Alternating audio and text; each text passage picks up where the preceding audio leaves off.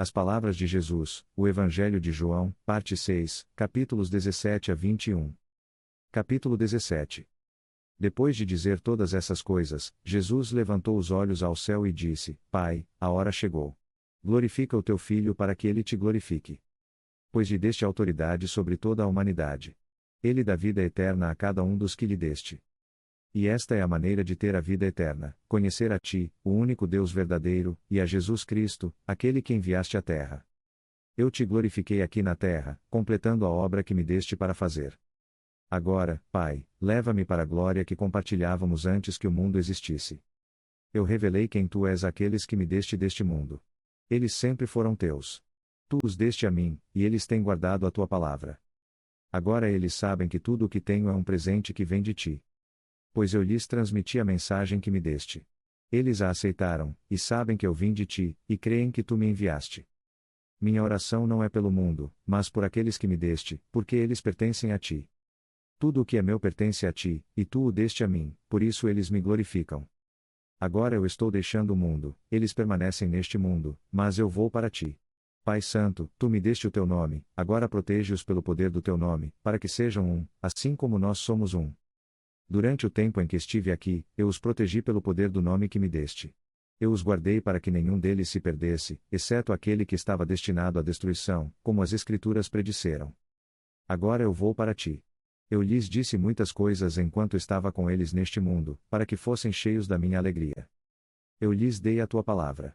E o mundo os odeia, porque eles não pertencem ao mundo, assim como eu também não pertenço ao mundo. Não te peço que os tires do mundo, mas que os guardes do maligno. Eles não pertencem a este mundo, assim como eu também não pertenço a este mundo. Santifica-os pela tua verdade, ensina-lhes a tua palavra, que é a verdade. Assim como tu me enviaste ao mundo, eu os envio ao mundo. E eu me entrego como santo sacrifício por eles, para que eles também sejam santificados pela tua verdade. Não estou orando apenas por estes discípulos, mas também por todos os que vierem a crer em mim por meio da mensagem deles. Eu peço que todos sejam um, assim como tu e eu somos um, como tu estás em mim, Pai, e eu estou em ti. E que eles estejam em nós, para que o mundo creia que tu me enviaste. Eu lhes dei a glória que tu me deste, para que sejam um, assim como nós somos um. Eu estou neles e tu estás em mim. Que eles experimentem uma unidade tão perfeita que o mundo saiba que tu me enviaste e que os amas tanto quanto me amas. Pai, eu quero que estes que me deste estejam comigo onde eu estou. Então eles poderão ver toda a glória que me deste, porque me amaste antes mesmo que o mundo existisse.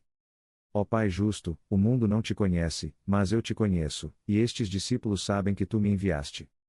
Eu lhes revelei quem tu és, e continuarei a fazê-lo. Então o teu amor por mim estará neles, e eu estarei neles. Capítulo 18. Os principais sacerdotes e os fariseus tinham dado a Judas um grupo de soldados romanos e guardas do templo para acompanhá-lo. Então eles chegaram ao olival com tochas acesas, lanternas e armas.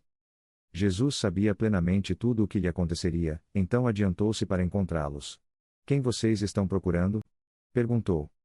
Jesus, o Nazareno, responderam. Sou eu, disse Jesus. Judas, que o traiu, estava com eles. Quando Jesus disse, sou eu, todos recuaram e caíram por terra. Mais uma vez ele perguntou, quem vocês estão procurando? E novamente responderam, Jesus, o Nazareno. Eu já lhes disse que sou eu, disse Jesus. E, já que sou eu quem vocês querem, deixem estes outros irem. Ele fez isso para cumprir a sua própria declaração, não perdi nenhum daqueles que me deste. Então Simão Pedro puxou uma espada e cortou a orelha direita de Malco, servo do sumo sacerdote.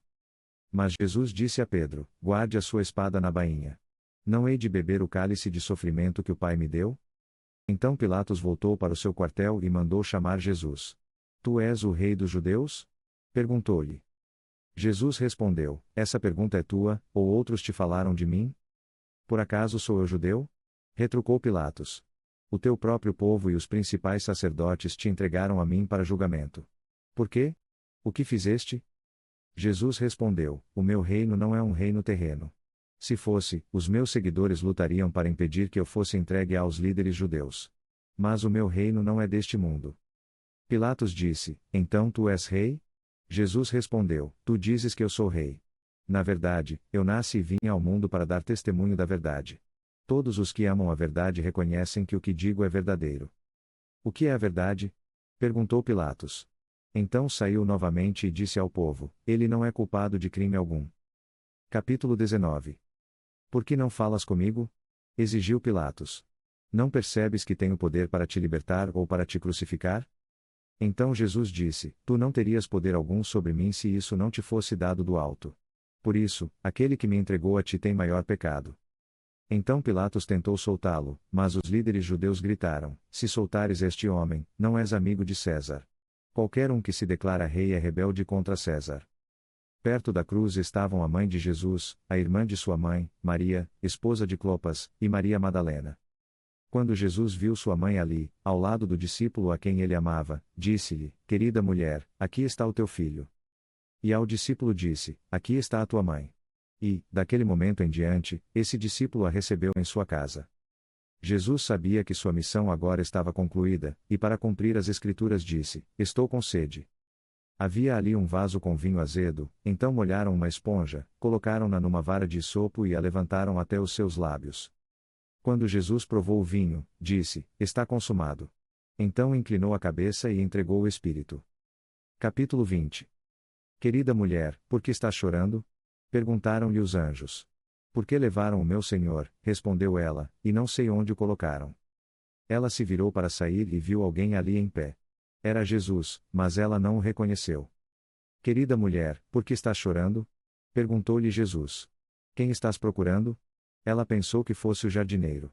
Senhor, disse ela, se tu o levaste, dize-me onde o colocaste, e eu irei buscá-lo. Maria, disse Jesus. Ela se voltou para ele e exclamou: Rabone. Que em hebraico significa mestre. Naquela tarde de domingo, os discípulos estavam reunidos a portas trancadas porque tinham medo dos líderes judeus. De repente, Jesus apareceu ali no meio deles. Paz seja com vocês, disse ele. Enquanto falava, mostrou-lhes as feridas em suas mãos e em seu lado. Eles se encheram de alegria quando viram o Senhor. Novamente ele disse: Paz seja com vocês. Assim como o Pai me enviou, eu também envio vocês. Então soprou sobre eles e disse: Recebam o Espírito Santo. Se perdoarem os pecados de alguém, eles estão perdoados. Se não os perdoarem, eles não estão perdoados. Um dos 12 discípulos, Tomé, apelidado de Gêmeo, não estava com os outros quando Jesus apareceu. Eles lhe disseram: Nós vimos o Senhor.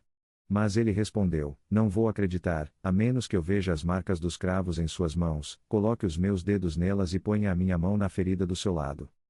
8 dias depois, os discípulos estavam reunidos outra vez, e desta vez Tomé estava com eles. As portas estavam trancadas, mas, de repente, como antes, Jesus apareceu no meio deles. Paz seja com vocês, disse ele.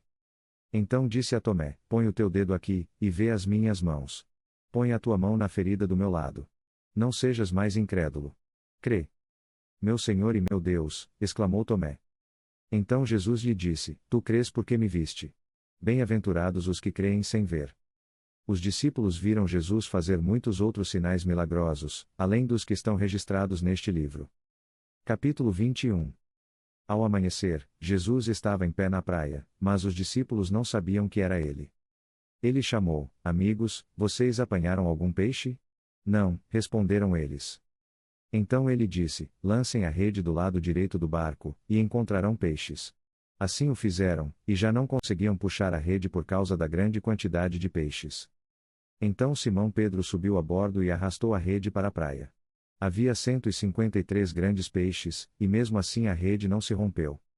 Agora venham tomar o café da manhã, disse Jesus. Nenhum dos discípulos ousava perguntar-lhe: Quem és tu? Porque sabiam que era o Senhor. Então Jesus lhes serviu o pão e o peixe. Essa foi a terceira vez que Jesus apareceu aos seus discípulos depois de ter ressuscitado dos mortos.